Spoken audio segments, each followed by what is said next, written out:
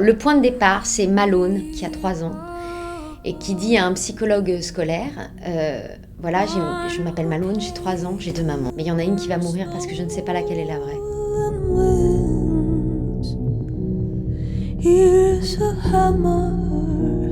C'est ce psychologue scolaire qui va venir voir Marianne Aubray, le personnage que j'interprète, pour parler de cette histoire, sachant qu'il a aucune preuve concrète de ce que dit cet enfant, mais que les souvenirs d'un enfant de cet âge-là s'en vont très vite aussi, et qu'il faut agir vite. Et c'est pas un fantasme d'enfant de s'imaginer une autre famille, de rêver d'une autre vie ensemble. Pas à 4 ans. La projection chez les enfants, ça commence plutôt vers 6 ou 7 ans. Malone me dit qu'il a eu une autre vie avant la sienne. Il dit peu de choses, mais il s'exprime beaucoup avec des dessins. J'avais très envie de jouer un flic. J'avais très envie de jouer un personnage féminin qui soit dans une forme de virilité. Vous savez, c'est jouer au cow-boy et au voleur, et ben j'avais très envie de jouer au cow-boy et au voleur.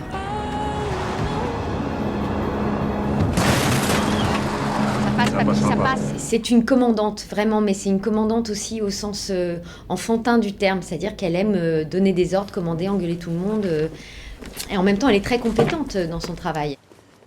On a bien bossé, hein. Elle n'est pas arrivée ici juste parce qu'elle a les dents longues, elle sait ce qu'elle fait. Mais c'est aussi un personnage avec des failles. Bah, si t'avais vu le psy, tu changerais d'avis. Mais je l'ai vu. Elle sait qu'elle a raté des choses de sa vie personnelle, elle n'a pas d'enfant. Elle est dans le moment où ça va être compliqué, ça va devenir compliqué d'en faire, puisqu'elle est seule aussi. Toi, t'as envie de te faire plaquer contre un mur. Oui. Putain, qu'est-ce que je savais. Tito, 2 autres verres, ma pote va bientôt être maman. Oh, mais que t'es conne. Et voilà, on l'a saisie aussi dans ce moment-là, entre la confrontation du stress qu'elle va avoir à gérer une enquête particulière et ce que ça révèle en elle de plus personnel, c'est-à-dire ce rapport à un petit, à quelqu'un qu'il faut protéger. C'est ce que le môme raconte, que ses parents sont pas ses vrais parents. Et c'est pour ça que vous êtes resté une demi-heure dans le bureau? Moi, je comprends, hein. Il est plutôt beau gosse. Tu trouves aussi, hein? Un peu fade, peut-être. Papy et Marianne, ce sont 2 vieux complices. C'est Pascal Elbé qui joue le rôle de Papy. Et ils travaillent ensemble depuis 10 ans. On comprend qu'il a une fragilité à son endroit et qu'elle n'est pas seulement une collègue. Et je crois qu'elle ne réalise pas parce qu'elle le voit comme immuable, comme son bras droit absolu, comme une continuité d'elle. Elle ne peut pas le voir comme un amoureux potentiel parce que elle est dans un rapport plus fraternel avec lui. Ça va? Mais oui, ça va. Quelqu'un l'a vu? Bah non. En même temps, c'est le quartier des neiges ici, hein. Personne n'a rien vu, rien entendu.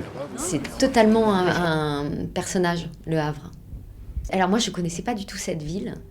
Et c'est une ville hybride, puisque c'est une ville qui a été reconstruite juste après les bombardements de la guerre. Et donc on a des bâtiments comme ça très modernes et des lignes de fuite et très graphiques.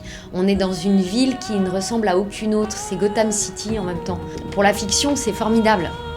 Parce que c'est une ville unique. Et je crois que ça donne une vraie densité à l'histoire qu'on raconte.